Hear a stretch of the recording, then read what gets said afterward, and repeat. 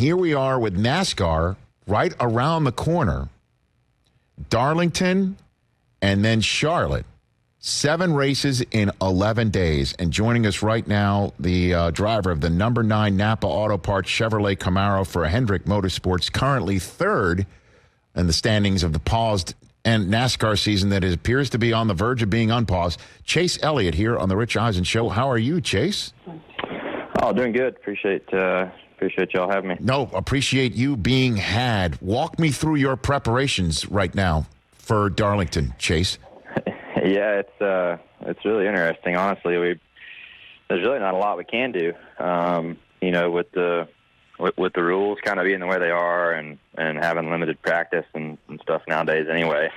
But yeah, it'll be interesting. NASCAR's never seen really anything like what we're about to see this year, and showing up and just racing without any on-track time or any prep, inside the car is super unorthodox and has never really even been considered until all this. So part of me is excited. I think it's exciting to have something new. I'm excited that we're going to be back on TV and give our fans something to watch. The other part of me, I hate that we're even in the situation that we're in, but I think the silver lining is that we're going to be able to offer something to our viewers on TV, and at least we're back racing in some capacity. No doubt. But if you don't mind, I'd love to get in some more questions about how this is going to work, because this could be a model potentially for other sports that certainly so many people are close in proximity to each other. And so is your crew, the rest of your crew and your team, currently quarantined right now to make sure that everybody is COVID negative, being tested before Darlington, Chase? Yeah, I think that's currently all being worked out right now. NASCAR is going to have a procedure of some sort. I don't really have any details to share, unfortunately, but there's going to be some type of procedure that we all have to go to or go through to basically get approved, I'm assuming, at the very least. So I look forward to, just getting to the racetrack. I look forward to learning more about it. I really don't know. It's all very fluid. I think things are changing daily. And, I think the bottom line is they, as a sanctioning body, see an opportunity for us to be able to go back racing in a safe manner for all of us. And I think if, we can procedurally cover all the corners of everything that we need to do to make sure everybody stays safe, I think we can do it and do it successfully. So, do you feel safe? Does this feel safe to you? Or I'm not just talking about COVID. You mentioned how you're not going to spend any time in the car before racing. So, do you feel safe over all this, Chase? I do. I think that they're going about it in a manner that is cautious enough that I feel fine. From the racing side of things, I think that from my standpoint, we've run 5 races this year. Yes, it is going to be odd to just hop back in the car, but the majority of the guys in the field have already run those 5 races, so you do have a little time. I know it's been a couple months, but I think after a period of time in the race, I think everybody will be back into form, and then certainly by that second, third race, I think everybody will be up to speed. Chase Elliott right here on the Rich Eisen Show, getting set for Darlington and then getting set for Charlotte after that. And what are you being told about after all that? Should everything go according to plan and everybody has some safe races and nobody tests positive? And I guess, you know what I mean? So what are you being told about, if you will, over the steering wheel, Chase? Yeah, honestly, that's so far above me. I don't even bother asking.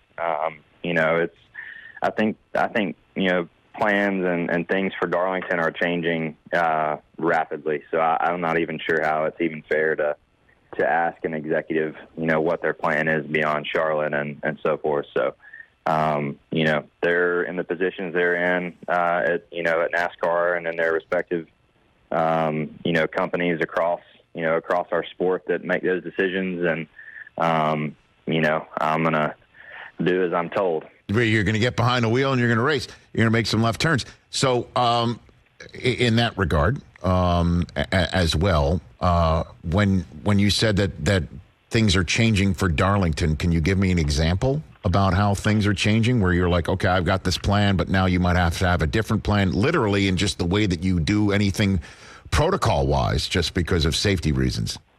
I think that's exactly it. I think they're just trying to, make sure that procedurally, travel and us going into the racetrack and how people interact with each other. I mean, I think all those things are still being ironed out. I think they're right at the tail end of having it all done. Luckily we still have almost a couple weeks. So I think they've done a really good job in getting a set plan and doing it properly and getting it distributed with plenty of time. I mean, I think every team was prepared to go race at Atlanta.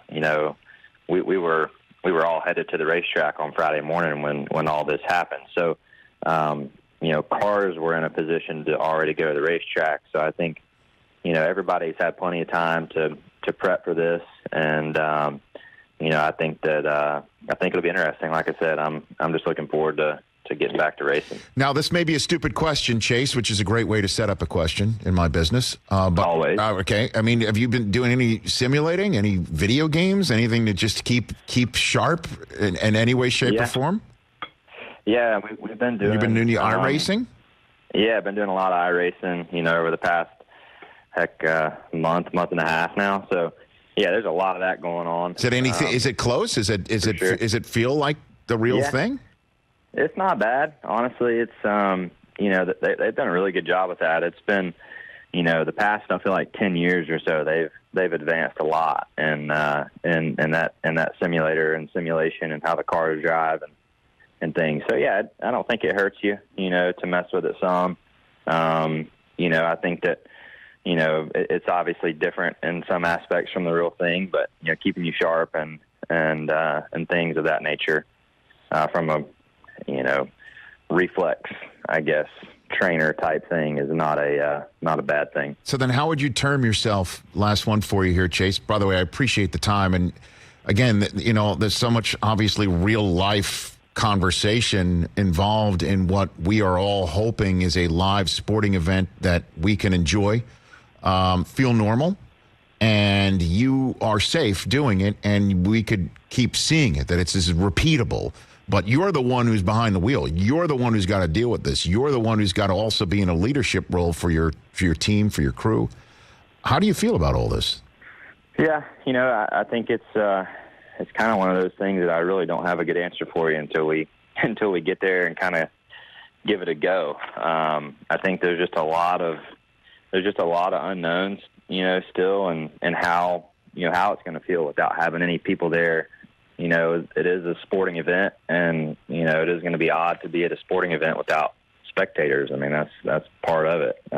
Always has been. So just nowadays with the way society is and things being, things revolving around television and these streaming apps and things, we are, capable of delivering our product in different ways and at least distribute it to people to where they can see it and not have to be sitting there and put themselves in a safety risk to watch it. So I think it's, it's unique, but it's something that technology has provided for us to do. And like I said, I'm looking forward to racing. I guess once you're behind the wheel of the car and the protocols are set up for the rest of your team to stay safe, I guess it's just a race, right? When it comes down to it, it's just a race, just with nobody they're in person to watch. So it's going to be it's going to be a different vibe for sure. But there'll be a lot of people sitting at home watching, Chase. There's no question about that.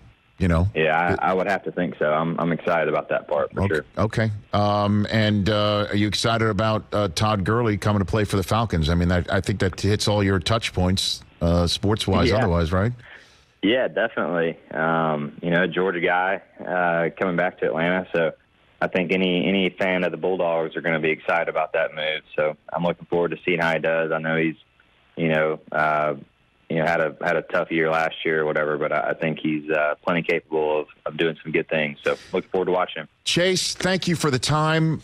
Be safe, stay healthy, and have a good 11 days. And I hope it goes exactly the way you and the rest of the sport wants it. And we get to see this and give people a little bit of a break. Yeah, absolutely. I appreciate it. Thanks for having me. You got it. That's Chase Elliott. At Chase Elliott on Twitter, at Chase Elliott 9 on Instagram. Hey, you watched all the way to the end. Thanks for that. Watch more right here.